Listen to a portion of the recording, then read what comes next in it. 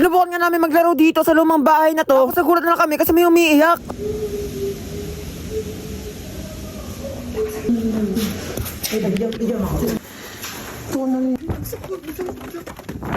Bali mag-aalauna na pala ng gabi na to, tapos minadaan na kaming lumang bahay. Tapos naisipan ko na pasukin to. So, bale, mag-aalauna na po ng madaling araw ngayon. Pero, ngayon, susubukan namin tong akatin to. Kasi, wala talaga umakit dito na iba, promise. Sa papasin. Kinakabang ka ba? Oo, ba?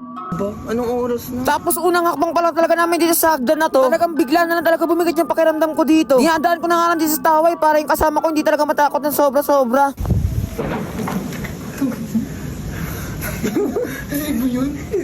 Tapos dito pagkabot ako pa sa pinaka-gate na ito, nakaramdam talaga ako ng kaba dito. Naalala ko kasing kwento-kwento dito. Yung mga bata na nagsabi sa amin dito na meron din namatay dito. Bali ang kwento nga pala nila dito parang yung bata ata nagkaroon ng sakit. Kaya simula nun talaga wala daw talagang ngupahan dito.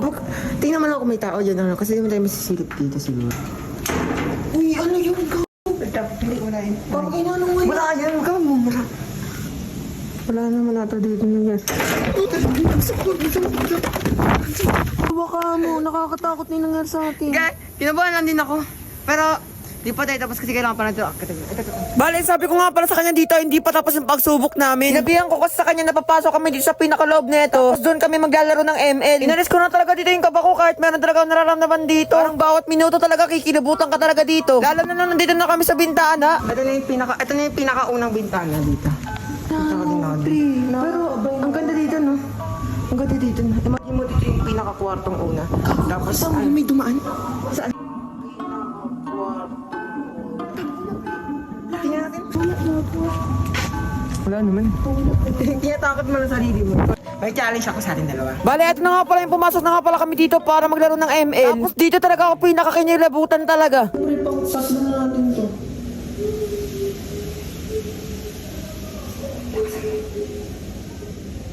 Bigyan mo ako. Pero bigyan mo. Narinig mo ba yun? Dito ko narinig eh. Gagi. Ay, umaapang ka mo. Hawakan mo ako. Teka mo. Pre, huwag na dyan, baka gamit niya yan. CR pala ito. So, bala ito yung gate pala. Inakit namin kanina. Huwag balik din. Ito yung gate na inakit namin kanina. Dito. Ano yun? Umalaw to, oh. Tapos dito medyo kakaiba na talaga nararamdaman namin. Kaya naisipan na talaga namin dito na umalis na lang kami dito. Kasi feeling talaga namin nakakabulabog na kami. Pero at least maski pa paano kinaya naman namin. Pero sana na lang talaga wala kami dito na bulabog.